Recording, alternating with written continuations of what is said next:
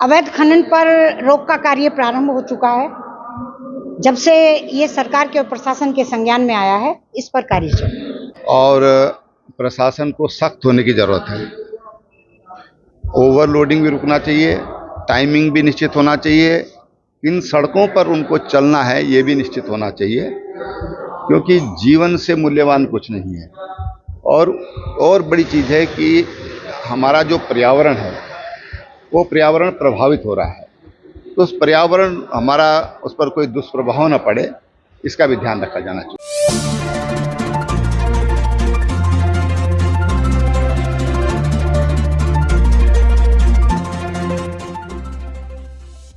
साहब की जयंती मनाई जा रही है। आज सैनी धर्मशाला में पहुंचे हैं, क्या संदेश दिया और उनकी जो जयंती है वो समाज के लिए कितनी प्रेरणादायक है?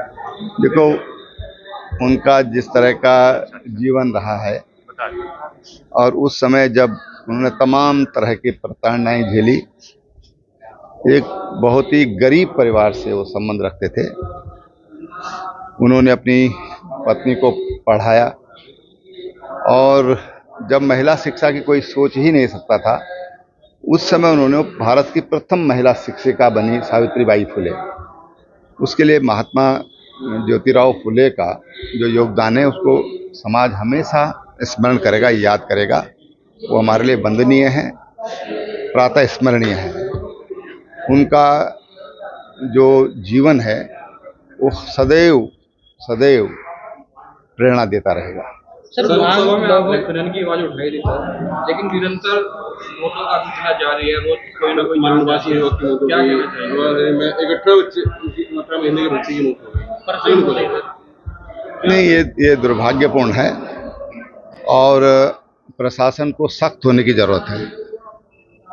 ओवरलोडिंग भी रुकना चाहिए, टाइमिंग भी निश्चित होना चाहिए। किन सड़कों पर उनको चलना है ये भी निश्चित होना चाहिए, क्योंकि जीवन से मूल्यवान कुछ नहीं है।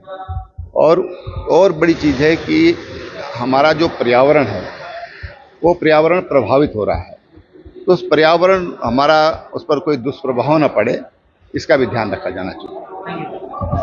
सैनी धर्मशाला में महात्मा ज्योतिराव फुले की जयंती कार्यक्रम आप पहुंचे हैं, किस तरीके से मनाया गया उसको, किस तरीके से मतलब लोगों को जागरूक किया गया?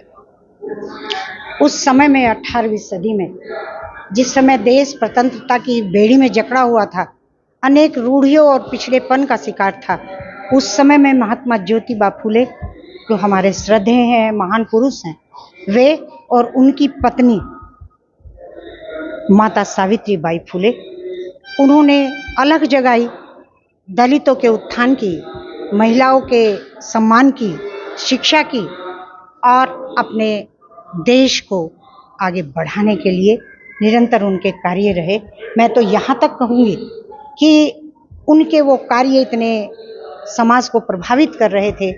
माता सावित्रीबाई फुले तो प्रथम शिक्षिका हैं ही, इसके अतिरिक्त महात्मा ज्योतिबा फुले को अपने आदरणीय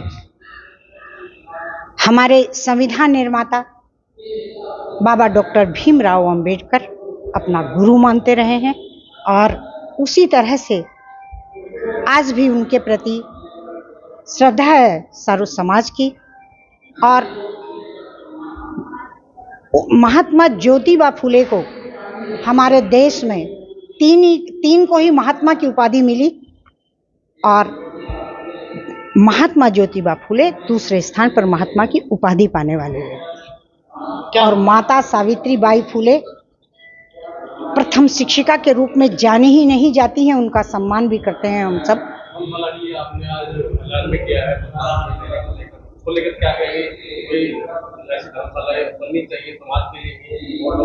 देखिए, अपने समाज में अकेले सैनी समाज के कार्यक्रम यहाँ नहीं होते।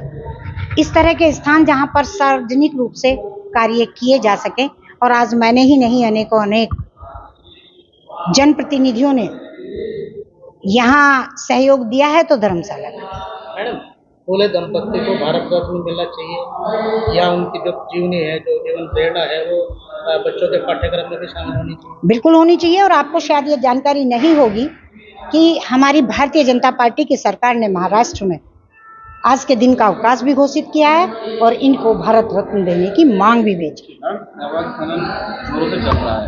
18 महीने के बाद उनकी जान अभी परसों ही गई। इससे पहले मानववास में एक युवक की हत्या हुई। क्या कहना चाहेंगे, कब तक लगाम लग पाएगी? अवैध खनन पर रोक का कार्य प्रारंभ हो चुका है। जब से ये सरकार के और प्रशासन के संज्ञान में आया है, इस पर कार्य चल रहा है। महात्मा ज्योतिबा राव साहब की कितनी उनके जीवन से प्रेरणा ली गई, क्या मैसेज दिया गया है आने वाली पीढ़ी को? महात्मा ज्योतिबा फुले सैनी,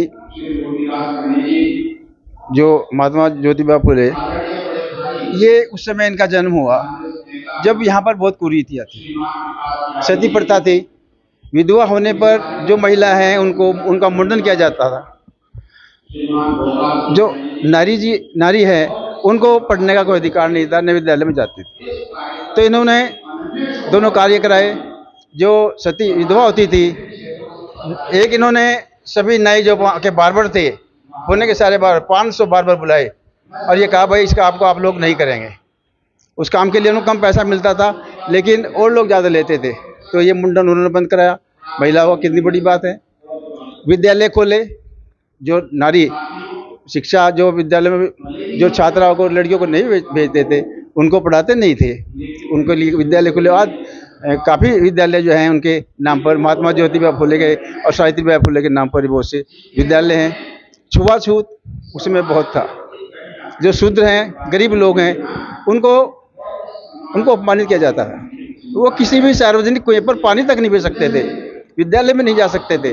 तो जितनी कुरीतियाँ थी उन सब का जो है इन्होंने समाधान किया, जिसको हम देख रहे हैं और हमारी जनरेशन उसका लाभ उठा रही है। आज का समाज इस तरीके से पुरानी कुरीतियों को भूलकर नए जीवन में प्रवेश कर रहा है। ये सब उनकी ये हमारी देन है कि जो पुरानी कुरीतियाँ सब ये समाप्त हो गई हैं लगभग। अब तो सब स्वतंत्र हैं। अब कोई थोड़ा बहुत कोई होगा समाज में, लेकिन अब कोई कुरीति इस तरह की नहीं है। हम जो है तो लोकतंत्र में जी रहे हैं, सब लोग स्वतंत्र हैं और अपने आप सजग हैं।